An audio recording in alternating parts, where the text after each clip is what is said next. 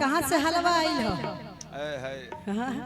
हाला ना गंगा ऊपर से होता देखते हल्ला हो खेला तो हमनी के देख के केहू हल्ला नहीं के करत। अरे भाई तो बलिया जिला के क्या बात है। हाँ बलिया के भाई बलिया तो जहाँ रही ता तनी मनी बलिया भाई जहाँ रही था हाला गुल होइबे कर। हाँ ज्यादा बलिया के नाम पर ना तो 2 गो बलिया बा।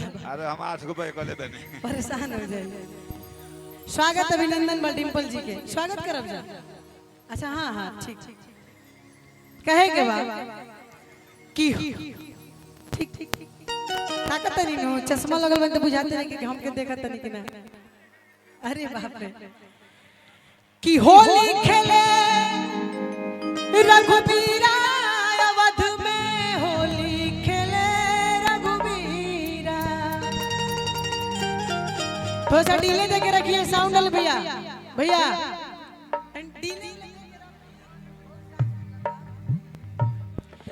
कि होली खेले रघुबीरा अवध में होली खेले रघुबीरा।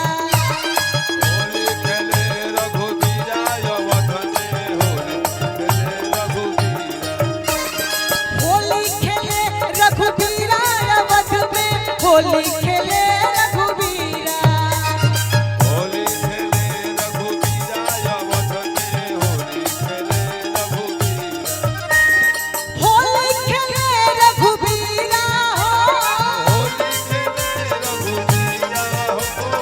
होली खेले रघुबीरा। अच्छा इतना शांति से बैठल बन जा ठीक लागता अभिषेक भैया ठीक लागता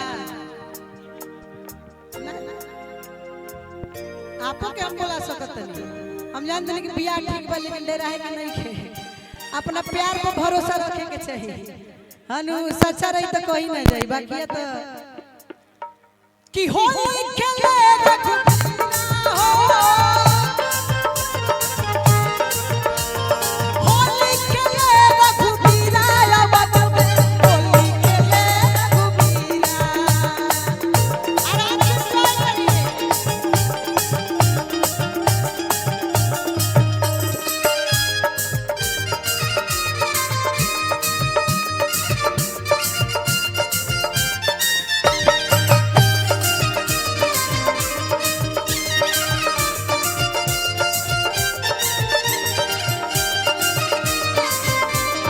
होली खेले रघुबीरा अवध में होली खेले रघुबीरा।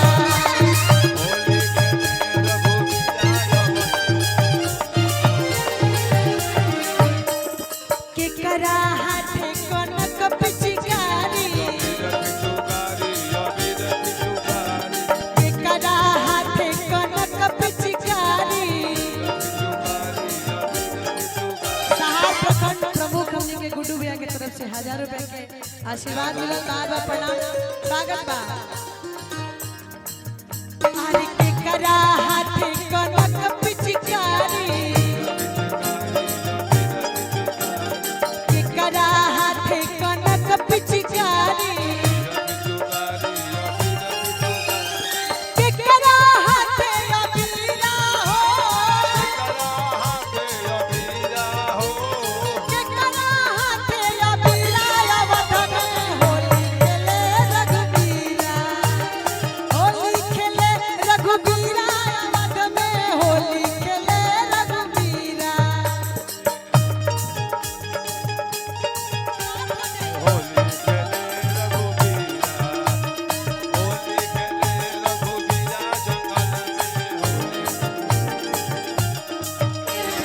राम के हाथे कनक पिचकारी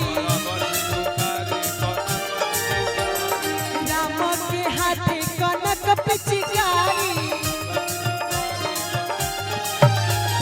सीता के हाथे अबीरा हो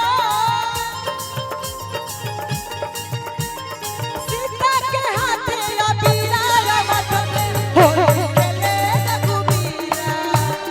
होली खेले रघुबीरा अवध में होली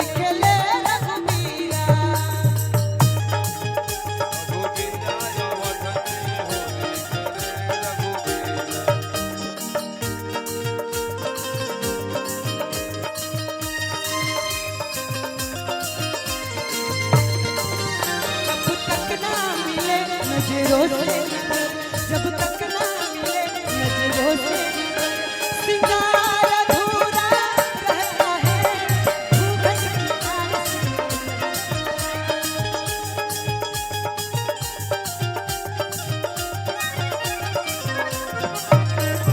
होली खेले रघुवीरा अवध में होली खेले रघुवीरा।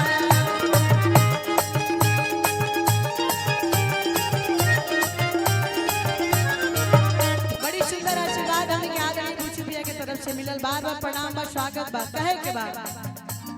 कृष्णा के हाथे कनक पिचकारी कृष्णा के हाथे कनक पिचकारी राधा के हाथे अबीरा हो राधा के हाथे अबीरा अवध में होली खेले रघुवीरा। होली खेले रघुवीरा अवध में होली खेले रघुवीरा। होली खेले रघुवीरा अवध में होली खेले रघुवीरा। होली खेले रघुवीरा अवध में होली खेले रघुवीरा। अगर अच्छा लगता है तो थप्पड़ी ऊपर भी बीच में बजाओ।